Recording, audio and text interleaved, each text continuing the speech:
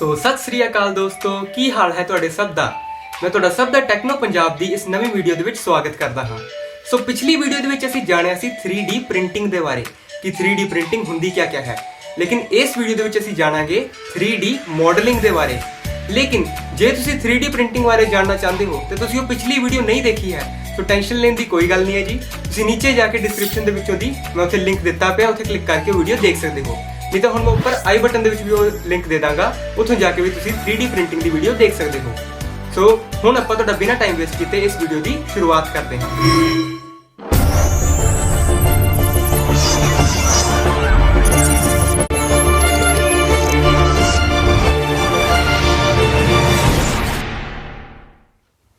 ਸੋ ਅਸੀਂ ਗੱਲ ਕਰ ਰਹੇ ਸੀ ਜੀ 3D ਮਾਡਲਸ ਦੇ ਬਾਰੇ। ਸੋ 3D ਮਾਡਲ ਆਖਿਰ ਹੁੰਦੇ ਕੀ ਹੈ ਤੇ ਪਲੱਸ ਉਹ ਸਾਨੂੰ ਚਾਹੀਦੇ ਕਿਉਂ ਨੇ। ਸੋ ਜਿੱਦਾਂ ਤੁਸੀਂ 2D ਪ੍ਰਿੰਟਿੰਗ ਕਰਦੇ ਹੋ ਕਿਸੇ ਫੋਟੋ ਦੀ, ਲੇਕਿਨ ਤੁਹਾਡੇ ਕੋਲ ਪਹਿਲਾਂ ਤੁਹਾਡੇ ਫੋਨ ਦੇ ਵਿੱਚ ਉਹ ਫੋਟੋ ਹੁੰਦੀ ਹੈ, ਬਿਲਕੁਲ ਉਸੇ ਤਰ੍ਹਾਂ ਜੇ ਤੁਸੀਂ 3D ਪ੍ਰਿੰਟਿੰਗ ਕਰਨਾ ਚਾਹੁੰਦੇ ਹੋ ਤਾਂ ਤੁਹਾਡੇ ਕੋਲ ਪਹਿਲਾਂ ਤੁਹਾਡੇ ਫੋਨ ਦੇ ਵਿੱਚ ਜਾਂ ਫਿਰ ਤੁਹਾਡੇ PC ਦੇ ਵਿੱਚ ਇੱਕ 3D ਮਾਡਲ ਹੋਣਾ ਚਾਹੀਦਾ ਹੈ, ਤਾਂ ਹੀ ਉਹ ਉਸ 3D ਮਾਡਲ ਨੂੰ ਹਕੀਕਤ ਦੇ ਵਿੱਚ ਪ੍ਰਿੰਟ ਕਰੇਗਾ। ਸੋ ਹੁਣ ਆਪਾਂ ਦੇਖਦੇ ਹਾਂ ਕਿ ਸਾਨੂੰ ਜੇ 3D ਮਾਡਲ ਕਿਸੇ ਚੀਜ਼ ਦਾ ਬਣਾਉਣਾ ਹੈ ਜਾਂ ਫਿਰ ਸਾਨੂੰ ਕੋਈ 3D ਮਾਡਲ ਚਾਹੀਦਾ ਹੈ, ਸੋ ਅਸੀਂ ਉਹ ਕਿੱਥੋਂ ਦੀ ਲੈ ਸਕਦੇ ਹਾਂ। ਸੋ ਉਹਦੇ 3 ਤਰੀਕੇ ਨੇ ਜੀ ਮੇਨ। ਪਹਿਲਾ ਤਰੀਕਾ ਹੈ ਕਿ ਹੋ ਸਕਦਾ ਹੈ ਕਿ ਜਿਸ ਚੀਜ਼ ਦਾ ਤੁਹਾਨੂੰ ਮਾਡਲ ਚਾਹੀਦਾ ਹੈ ਉਸ ਨੂੰ ਪਹਿਲਾਂ ਤੋਂ ਹੀ ਪੂਰੀ ਦੁਨੀਆ ਦੇ ਵਿੱਚੋਂ ਕਿਸੇ ਨਾ ਕਿਸੇ ਨੇ ਬਣਾਇਆ ਹੋਵੇ ਤੇ ਉਸਨੇ ਉਸ ਨੂੰ ਇੰਟਰਨੈਟ ਤੇ ਪਾ ਦਿੱਤਾ ਹੋਵੇ। ਜੋ ਦੂਸਰਾ ਤਰੀਕਾ ਹੈ ਉਹ ਹੈ ਜੀ ਕਿਸੇ ਵੀ ਆਬਜੈਕਟ ਦੀ 3D ਸਕੈਨਿੰਗ ਕਰਨਾ। ਹੁਣ ਜੇ ਮੈਂ ਇਸ ਚੀਜ਼ ਦੀ ਹੂਬਹੂ ਕਾਪੀ ਬਣਾਉਣਾ ਚਾਹੁੰਦਾ ਮੈਨੂੰ ਪਹਿਲਾਂ ਇਸ ਦੀ 3D ਸਕੈਨਿੰਗ ਕਰਨੀ ਪਏਗੀ। ਇਸ ਚੀਜ਼ ਨੂੰ ਮੈਂ ਸਾਰੇ ਪਾਸੋਂ ਦੀ ਇੱਕ 3D ਸਕੈਨ ਕਰਾਂਗਾ ਇਸ ਚੀਜ਼ ਦਾ ਤੇ ਫਿਰ ਇਹ ਬਿਲਕੁਲ ਹੂਬਹੂ ਮੇਰੇ ਸੌਫਟਵੇਅਰ ਦੇ ਵਿੱਚ ਆ ਜਾਏਗਾ।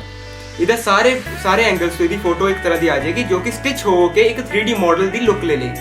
ਫਿਰ ਉਸ ਦੀ ਥੋੜੀ ਬਹੁਤੀ ਐਡੀਟਿੰਗ ਤੋਂ ਬਾਅਦ ਮੈਂ ਹੀ ਚੀਜ਼ ਨੂੰ ਬਣਾ ਸਕਦਾ ਹਾਂ। ਲੇਕਿਨ ਜੋ ਤੀਸਰਾ ਤਰੀਕਾ ਹੈ ਉਹ ਸਭ ਤੋਂ ਬੈਸਟ ਤਰੀਕਾ ਹੈ, ਉਹ ਹੈ ਕਿ ਤੁਸੀਂ ਆਪਣਾ ਮਾਡਲ ਆਪ ਕ੍ਰੀਏਟ। ਇਹੀ ਜ਼ਿਆਦਾਤਰ ਲੋਕ ਕਰਦੇ ਨੇ। ਜੇ ਤੁਹਾਨੂੰ ਕੋਈ ਵੀ ਚੀਜ਼ ਬਣਾਉਣੀ ਹੈ 3D ਮਾਡਲ ਦੇ ਵਿੱਚ ਤੁਸੀਂ ਉਹਦਾ 3D ਮਾਡਲ ਆਪ ਕ੍ਰੀਏਟ ਕਰ ਸਕਦੇ ਹੋ ਕੁਝ ਸੌਫਟਵੇਅਰ ਦੇ ਵਿੱਚ, ਜਿਵੇਂ ਕਿ Fusion 360, SolidWorks, AutoCAD, CATIA ਤੇ ਫਿਰ ਇਹਦੇ ਤੇ ਬਹੁਤ ਹੀ ਸਾਰੇ ਸੌਫਟਵੇਅਰਸ ਨੇ ਜਿਨ੍ਹਾਂ ਤੇ ਤੁਸੀਂ ਉਹ ਸਾਰੀ ਚੀਜ਼ਾਂ ਆਪਣੇ ਆਪ ਡਿਜ਼ਾਈਨ ਕਰ ਸਕਦੇ ਹੋ ਜੋ ਤੁਹਾਡੀ ਇਮੇਜਿਨੇਸ਼ਨ ਦੇ ਵਿੱਚ ਹੋਣ। ਇੱਕ ਵਾਰੀ ਉਹ ਡਿਜ਼ਾਈਨ ਹੋ ਜਾਣ ਤਾਂ ਫਿਰ ਉਹ ਇੱਕ ਫਾਈਲ ਦੇ ਰੂਪ ਦੇ ਵਿੱਚ ਤੁਸੀਂ ਉਸ ਨੂੰ 3D ਪ੍ਰਿੰਟਰ ਨੂੰ ਸੈਂਡ ਕਰ ਸਕਦੇ ਹੋ ਤੇ ਉੱਥੇ ਉਹਦੀ ਪ੍ਰਿੰਟਿੰਗ ਕਰ ਦੇਗਾ। ਸੋ ਇਹ ਸੀਗੇ ਜੀ ਮੇਨ 3 ਤਰੀਕੇ। ਹੁਣ ਮੈਂ ਤੁਹਾਨੂੰ ਵਾਰੀ-ਵਾਰੀ ਕਰਕੇ ਇੱਕ ਤਰੀਕੇ ਨੂੰ ਆਪਣੀ PC ਦੀ ਸਕਰੀਨ ਤੇ ਸਮਝਾਵਾਂਗਾ। ਸੋ ਉਮੀਦ ਕਰਦਾ ਹਾਂ ਕਿ ਤੁਹਾਨੂੰ ਬਿਲਕੁਲ ਐਨ ਵਧੀਆ ਤਰੀਕੇ ਨਾਲ ਸਮਝ ਆ ਜਾਏਗਾ। ਸੋ ਦੋਸਤੋ ਹੁਣ ਅਸੀਂ ਆ ਗਿਆ ਜੀ ਆਪਣੇ ਲੈਪਟਾਪ ਦੀ ਸਕਰੀਨ ਦੇ ਉੱਤੇ। ਸੋ ਅਸੀਂ ਹੁਣ ਪਹਿਲਾ ਤਰੀਕਾ ਦੇਖਦੇ ਹਾਂ ਜੋ ਕਿ ਹੈ ਕਿ ਤੁਹਾਨੂੰ ਇੱਕ 3D ਮਾਡਲ ਚਾਹੀਦਾ ਹੈ ਕਿਸੇ ਐਸੀ ਚੀਜ਼ ਦਾ ਜੋ ਕਿ ਹੋ ਸਕਦਾ ਹੈ ਕਿ ਪੂਰੀ ਦੁਨੀਆ ਦੇ ਵਿੱਚ ਉਹਦੀ ਕਿਸੇ ਨੇ ਹੋਰ ਬਣਾਈ ਹੋਏ ਪਹਿਲਾਂ ਤੋਂ ਤੇ ਉਸਨੇ ਇੰਟਰਨੈਟ ਤੇ ਪਾਈ ਹੋਏ ਕਿ ਤੁਸੀਂ ਉਸ ਨੂੰ ਡਾਇਰੈਕਟਲੀ ਡਾਊਨਲੋਡ ਕਰਕੇ 3D ਪ੍ਰਿੰਟ ਕਰ ਸਕੋ। ਸੋ ਉਸ ਦੇ ਵਾਸਤੇ ਬਹੁਤ ਹੀ ਜ਼ਿਆਦਾ ਫ੍ਰੀ ਵੈਬਸਾਈਟਸ ਨੇ ਜੋ ਕਿ ਹੁਣ ਆਪਾਂ ਦੇਖਾਂਗੇ। ਤੁਸੀਂ ਡਾਇਰੈਕਟਲੀ ਇਹ ਵੀ ਸਰਚ ਕਰ ਸਕਦੇ ਹੋ ਕਿ 3D ਮਾਡਲਸ ਫ੍ਰੀ ਡਾਊਨਲੋਡ। ਸੋ ਇਹ ਬਹੁਤ ਸਾਰੀਆਂ ਦੇਖੋ ਤੁਹਾਡੇ ਸਾਹਮਣੇ ਵੈਬਸਾਈਟ ਆ ਚੁੱਕੀਆਂ ਨੇ ਜੋ ਕਿ ਪਹਿਲਾਂ ਤੋਂ ਹੀ ਜਿਨ੍ਹਾਂ ਤੇ 3D ਮਾਡਲਸ ਅਵੇਲੇਬਲ ਨੇ। ਲੇਕਿਨ ਜੇ ਤੁਸੀਂ ਕਿਸੇ ਆਪਣੇ ਪ੍ਰੋਜੈਕਟਸ ਦੇ ਵਾਸਤੇ ਚਾਹੁੰਦੇ ਹੋ ਤੁਸੀਂ ਡਾਊਨਲੋਡ ਫ੍ਰੀ 3D ਦੇ ਵਿੱਚ ਵੀ ਜਾ ਸਕਦੇ ਹੋ ਜੋ ਕਿ ਇੱਕ ਬਹੁਤ ਹੀ ਵਧੀਆ ਵੈਬਸਾਈਟ ਹੈ। ਇਸ ਦੇ ਵਿੱਚ ਬਹੁਤ ਸਾਰੇ ਅਲੱਗ-ਅਲੱਗ ਡਿਜ਼ਾਈਨਸ ਦੇ 3D ਮਾਡਲਸ ਤੁਹਾਨੂੰ ਮਿਲ ਜਾਣਗੇ, ਜਿਵੇਂ ਕਿ ਦੇਖੋ ਇੱਕ ਮਿਨੀ ਮਾਈਕ ਸਟੈਂਡ ਹੈ। ਤੇ ਜੇ ਤੁਸੀਂ ਮੇਰੇ ਕੋਲ ਪੁੱਛੋ ਸੋ ਮੇਰੇ ਕੁਝ ਪਰਸਨਲੀ ਫੇਵਰੇਟ ਵੈਬਸਾਈਟਸ ਨੇ ਜਿਵੇਂ ਕਿ khaiyagi.com। ਸੋ ਇਹ ਵੈਬਸਾਈਟ ਦਾ ਮੇਨ ਬੈਨੀਫਿਟ ਇਹ ਹੈ ਕਿ ਇੱਥੇ ਬਹੁਤ ਸਾਰੇ ਡਿਟੇਲਡ ਮਾਡਲ ਨੇ, ਉਹ ਵੀ ਫ੍ਰੀ ਦੇ ਵਿੱਚ ਤੁਸੀਂ ਉਹਨਾਂ ਨੂੰ ਡਾਊਨਲੋਡ ਕਰ ਸਕਦੇ ਹੋ। ਤੇ ਕੁਝ ਹੋਰ ਨੇ ਜਿਵੇਂ ਕਿ thingiverse.com ਤੇ GrabCAD। ਸੋ ਦੇਖੋ ਤੁਸੀਂ ਇੱਕ ਐਨੀਮੇਟਿਡ ਕੈਰੈਕਟਰਸ ਵੀ ਬਣੇ ਹੋਏ ਨੇ, ਉਹ ਵੀ ਕਿੰਨੀ ਜ਼ਿਆਦਾ ਸਫਾਈ ਦੇ ਨਾਲ। ਸੋ ਤੁਹਾਨੂੰ ਜੇ ਇਹਨਾਂ ਵਿੱਚੋਂ ਕੋਈ ਵੀ ਚਾਹੀਦਾ ਹੈ ਤੁਸੀਂ ਇਸ ਨੂੰ ਡਾਇਰੈਕਟਲੀ ਡਾਊਨਲੋਡ ਕਰਕੇ ਉਸ ਨੂੰ ਪ੍ਰਿੰਟ ਕਰਾ ਸਕਦੇ ਹੋ। ਦੇਖੋ ਫੋਨਸ ਦੇ ਕਵਰਸ ਵੀ ਮਿਲ ਜਾਣਗੇ। ਹੁਣ ਸਪੋਜ਼ ਕਰੋ ਕਿ ਤੁਹਾਨੂੰ ਇੱਥੋਂ ਦੀ ਕੋਈ ਐਸੀ ਚੀਜ਼ ਚਾਹੀਦੀ ਹੈ ਜਿਹਨੂੰ ਤੁਸੀਂ 3D ਪ੍ਰਿੰਟ ਕਰਨਾ ਚਾਹੁੰਦੇ ਹੋ ਤੇ ਆਪਣੇ ਕਿਸੇ ਪ੍ਰੋਜੈਕਟ ਦੇ ਵਿੱਚ ਯੂਜ਼ ਕਰਨਾ ਚਾਹੁੰਦੇ ਹੋ। ਸੋ ਜਿਵੇਂ ਕਿ ਅੱਗੇ ਗਰਮੀ ਆ ਰਹੀ ਹੈ ਤਾਂ ਆਪਾਂ ਫੈਨ ਸਰਚ ਕਰ ਲੈਂਦੇ ਹਾਂ, ਪ੍ਰੋਪੈਲਰ।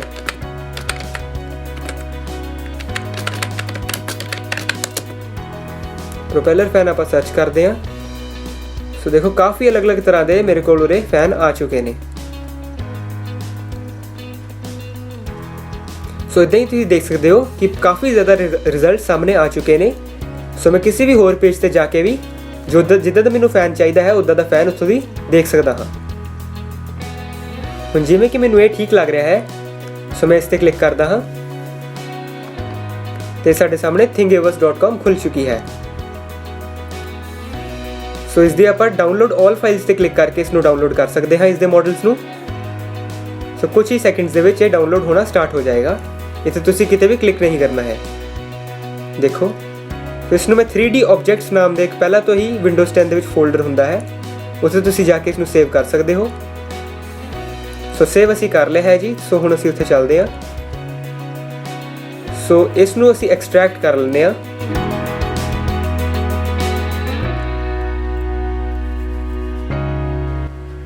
ਸੋ 3D ਬਿਲਡਰ ਦੇ ਵਿੱਚ ਆਪਾਂ ਐਕਸਟ੍ਰੈਕਟ ਕੀਤੀਆਂ ਸੀ। ਸੋ ਇੱਥੇ ਫਾਈਲਸ ਆ ਚੁੱਕੀਆਂ ਨੇ, ਕੁਝ ਇਮੇजेस ਵੀ ਨੇ, ਤੁਸੀਂ ਇਹ ਦੇਖ ਸਕਦੇ ਹੋ। ਇਹ ਸਾਰੀਆਂ ਉਹਨਾਂ ਦੀ ਇਮੇजेस ਜੋ ਆਪਾਂ ਇੱਥੇ ਦੇਖੀਆਂ ਸੀ, ਤੇ ਫਾਈਲਸ ਇੱਧਰ ਹੋਣਗੀਆਂ। ਸੋ ਜਿੱਦਾਂ USB ਫੈਨ ਹੈ, ਜਿੱਦਾਂ ਹੀ ਤੁਸੀਂ ਇਸ ਤੇ ਕਲਿੱਕ ਕਰੋਗੇ ਤੇ ਤੁਹਾਡੇ ਸਾਹਮਣੇ ਦੇਖੋ 3D ਮਾਡਲ ਆ ਗਿਆ ਹੈ।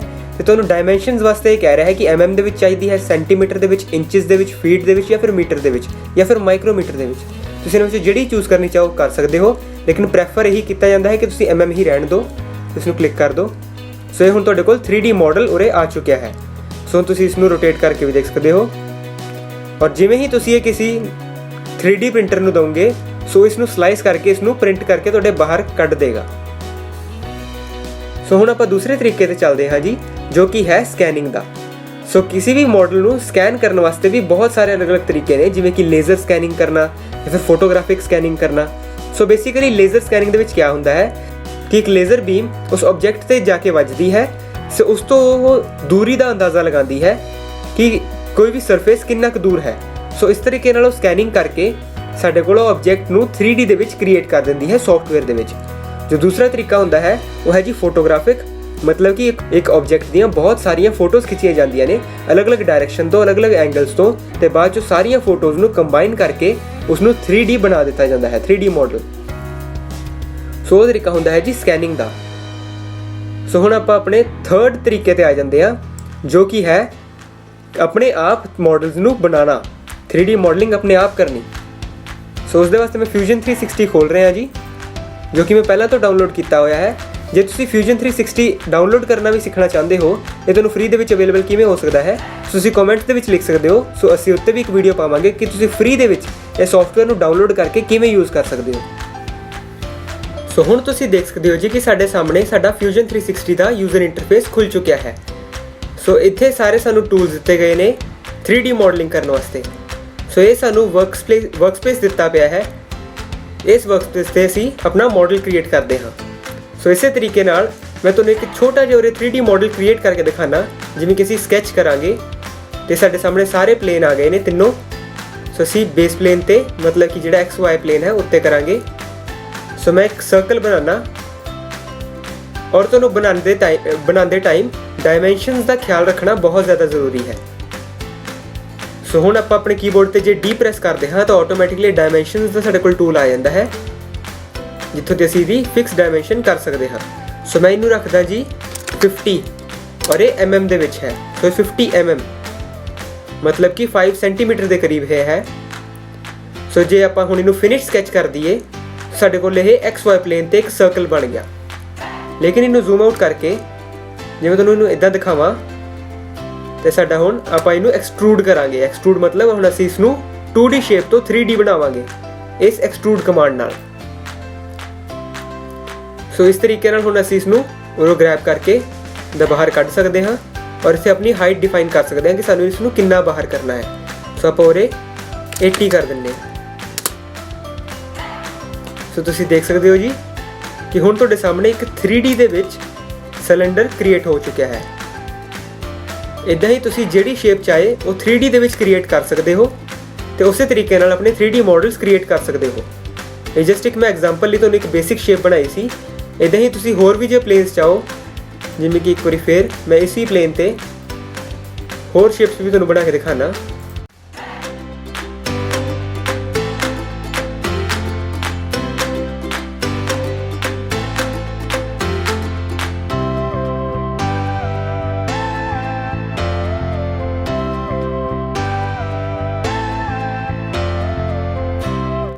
ਸਾਡੇ ਕੋਲ ਇਹ ਸਾਰੀਆਂ 3D ਬੋਡੀਜ਼ ਆ ਚੁੱਕੀਆਂ ਨੇ, ਤੁਸੀਂ ਦੇਖ ਸਕਦੇ ਹੋ। ਹੁਣ ਇਵੇਂ ਹੀ Fusion 360 ਦੇ ਵਿੱਚ ਅਸੀਂ ਇਹਨਾਂ ਦੀ ਅਪੀਅਰੈਂਸ ਵੀ ਚੇਂਜ ਕਰ ਸਕਦੇ ਹਾਂ। ਹੁਣ ਜਿਵੇਂ ਕਿ ਸਾਡੇ ਕੋਲ 3 ਬੋਡੀਜ਼ ਨੇ, ਬੋਡੀ 1, ਬੋਡੀ 2 ਤੇ ਬੋਡੀ 3। ਹੁਣ ਅਸੀਂ ਬੋਡੀ 3 ਤੇ ਰਾਈਟ ਕਲਿੱਕ ਕਰਕੇ ਇਸ ਦੀ ਅਪੀਅਰੈਂਸ ਵੀ ਚੇਂਜ ਕਰ ਸਕਦੇ ਹਾਂ। ਅਪੀਅਰੈਂਸ ਦੇ ਵਿੱਚ ਦੇਖੋ ਸਾਡੇ ਕੋਲ ਹਰ ਤਰ੍ਹਾਂ ਦਾ ਆਪਸ਼ਨ ਆ ਗਿਆ ਹੈ, fabric, glass, leather, cotton, liquid. ਤੁਸੀਂ ਦੇਖ ਸਕਦੇ ਹੋ ਮੈਟਲ, ਮਿਰਰ, ਮਿਸਲੇਨੀਅਸ ਦੇ ਵਿੱਚ 에ਅਰ ਵਗੈਰਾ ਆ ਜਾਂਦਾ ਹੈ। ਹਰ ਇੱਕ ਚੀਜ਼ ਸਾਡੇ ਕੋਲ ਉਰੇ ਆ ਚੁੱਕੀ ਹੈ। ਤੁਸੀਂ ਜਿੱਦਾਂ ਦਾ ਚਾਹੋ ਇਹਨੂੰ ਉੱਦਾਂ ਦਾ ਲੁੱਕ ਦੇ ਸਕਦੇ ਹੋ। ਜਿਵੇਂ ਕਿ ਮੈਂ ਮੈਟਲਸ ਦੇ ਵਿੱਚ ਜਾਣਾ, ਅਸੀਂ ਇਸ ਨੂੰ ਐਲੂਮੀਨੀਅਮ ਦੇ ਦਿੰਦੇ ਹਾਂ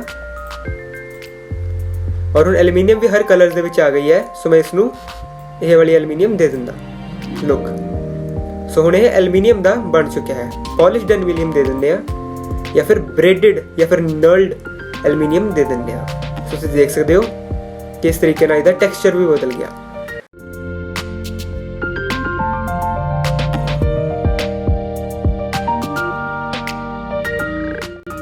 ਸੋ ਇਸ ਤੋਂ ਬਾਅਦ ਇਸ ਨੂੰ ਕਲੋਜ਼ ਕਰ ਦਿੰਦੇ ਆ ਤੇ ਇੱਕ ਵਾਰੀ ਅਸੀਂ ਆਪਣੇ 3D ਮਾਡਲਸ ਨੂੰ ਦੇਖ ਲੈਂਦੇ ਆ।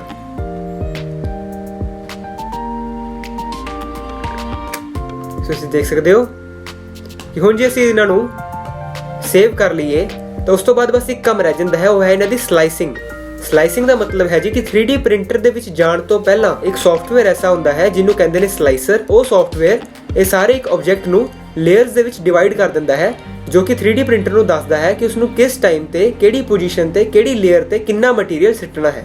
ਮੈਂ ਕੁਝ ਪਹਿਲਾਂ ਤੋਂ ਵੀ ਡਿਜ਼ਾਈਨਸ ਬਣਾਏ ਹੋਏ ਨੇ ਜੀ, ਮੈਂ ਤੁਹਾਨੂੰ ਉਹ ਵੀ ਦਿਖਾਊਂਗਾ। ਸੋ ਜਿਵੇਂ ਕਿ ਮੈਂ ਇੱਕ ਆਈਫੋਨ ਦਾ ਚਾਰਜਰ ਬਣਾਇਆ ਸੀ। ਸੋ ਇਹ ਤੁਸੀਂ ਦੇਖ ਸਕਦੇ ਹੋ ਕਿਉਂਕਿ ਮੈਂ ਇਹਨੂੰ ਬਿਲਕੁਲ ਇੱਕਦਮ ਵਰਨੀਅਰ ਕੈਲੀਪਰ ਦੇ ਨਾਲ ਮੈਜ਼ਰ ਕਰਕੇ ਬਣਾਇਆ ਹੈ, ਇਹਦੀ ਸਾਰੀ ਡਾਇਮੈਂਸ਼ਨਸ ਕਰੈਕਟ ਨੇ, ਤਾਂ ਹੀ ਇਹ ਇੰਨਾ ਰੀਅਲਿਸਟਿਕ ਲੱਗਦਾ ਹੈ। ਸੋ ਜੇ ਆਪਾਂ ਹੁਣ ਇੱਥੋਂ ਦੀ ਦਾ ਬੈਕਗ੍ਰਾਉਂਡ ਚੇਂਜ ਕਰ ਦਈਏ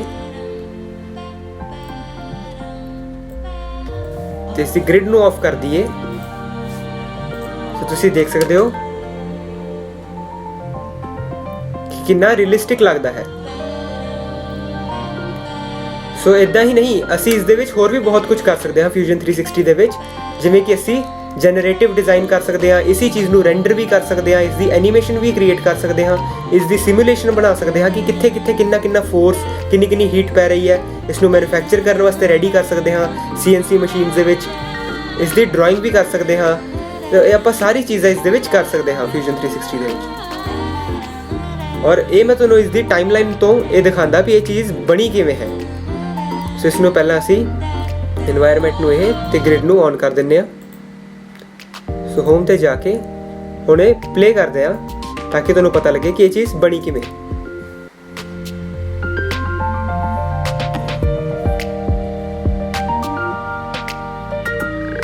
ਸੋ ਤੁਸੀਂ ਦੇਖ ਸਕਦੇ ਹੋ ਜੀ ਕਿ ਕਿੱਦਾਂ ਇਹ ਚੀਜ਼ ਬਣੀ ਪੂਰੀ। ਸੋ ਇਦਾਂ ਹੀ ਹੁਣ ਮੈਂ ਤੁਹਾਨੂੰ ਇਸ ਸਾਈਡ ਤੋਂ ਵੀ ਦਿਖਾਣਾ ਕਿ ਪਹਿਲਾਂ ਸਕੈਚ ਕੀਤਾ, ਫਿਰ ਉਸ ਤੇ ਉਹ ਬੋਡੀ ਤੋਂ ਐਕਸਟਰੂਡ ਕੀਤਾ, ਫਿਰ ਉਸ ਤੋਂ ਬਾਅਦ ਕੁਝ ਕਮਾਂਡਸ ਲਗਾ ਕੇ ਇਸ ਤਰ੍ਹਾਂ ਦਾ ਡਿਜ਼ਾਈਨ ਬਣਾਇਆ ਗਿਆ। ਸੋ ਇਸ ਤਰੀਕੇ ਨਾਲ ਕੀਤੀ ਜਾਂਦੀ ਹੈ ਜੀ 3D ਮਾਡਲਿੰਗ। ਸੋ ਮੈਂ ਉਮੀਦ ਕਰਦਾ ਹਾਂ ਜੀ ਕਿ ਅੱਜ ਦੀ ਇਸ ਵੀਡੀਓ ਨੇ ਤੁਹਾਨੂੰ 3D ਮਾਡਲਸ ਦੇ ਬਾਰੇ ਕਾਫੀ ਜ਼ਿਆਦਾ ਇਨਫੋਰਮੇਸ਼ਨ ਦਿੱਤੀ ਹੋਵੇਗੀ। ਸੋ ਜੇ ਤੁਹਾਨੂੰ ਅੱਜ ਕੁਝ ਨਾ ਕੁਝ 3D ਮਾਡਲਸ ਬਾਰੇ ਨਵਾਂ ਸਿੱਖਣ ਨੂੰ ਮਿਲਿਆ ਹੈ, ਸੋ ਪਲੀਜ਼ ਇਹ ਵੀਡੀਓ ਨੂੰ ਕਰ ਦਿਓ ਲਾਈਕ ਤੇ ਕਿਸੇ ਐਸੇ ਬੰਦੇ ਤੱਕ ਸ਼ੇਅਰ ਕਰੋ ਜਿਸ ਨੂੰ ਇਸ 3D ਪ੍ਰਿੰਟਿੰਗ ਦੀ ਟੈਕਨੋਲੋਜੀ ਬਾਰੇ ਜਾਣਨਾ ਹੋਵੇ। ਤੇ ਪਲੱਸ ਜੇ ਤੁਸੀਂ ਇਦਾਂ ਦੀ ਲੇਟੈਸਟ ਟੈਕਨੋਲੋਜੀ ਦੀ ਵੀਡੀਓਜ਼ ਹੋਰ ਦੇਖਣਾ ਚਾਹੁੰਦੇ ਹੋ, ਸੋ ਨੀਚੇ ਜਾ ਕੇ ਰੈੱਡ ਕਲਰ ਦੇ ਸਬਸਕ੍ਰਾਈਬ ਬਟਨ ਨੂੰ ਹਿੱਟ ਕਰ ਸਕਦੇ ਹੋ ਜੀ। ਉਸ ਦੇ ਨਾਲ ਇਹ ਚੈਨਲ ਸਬਸਕ੍ਰਾਈਬ ਹੋ ਜਾਏਗਾ। ਸੋ ਤਦ ਤੱਕ ਲਈ ਇਸ ਵੀਡੀਓ ਨੂੰ ਵੱਧ ਤੋਂ ਵੱਧ ਕਰੋ ਜੀ ਸ਼ੇਅਰ, ਤਾਂ ਕਿ ਵੱਧ ਤੋਂ ਵੱਧ ਪੰਜਾਬੀ ਦੇ ਵਿੱਚ ਲੋਕਾਂ ਨੂੰ ਪਤਾ ਲੱਗ ਸਕੇ 3D ਪ੍ਰਿੰਟਿੰਗ ਬਾਰੇ। ਥੈਂਕ ਯੂ ਜੀ ਬਹੁਤ ਬਹੁਤ। ਮਿਲਦੇ ਆ ਤੁਹਾਨੂੰ ਅਗਲੀ ਵੀਡੀਓ ਦੇ ਵਿੱਚ।